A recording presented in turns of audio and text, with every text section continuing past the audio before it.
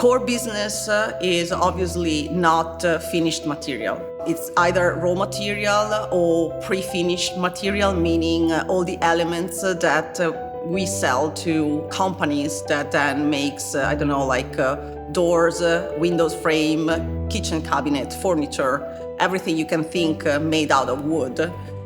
We are their supplier.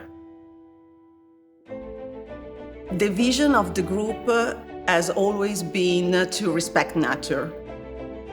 Working with wood, which is one of the elements in the earth that is going to finish, we need to respect it.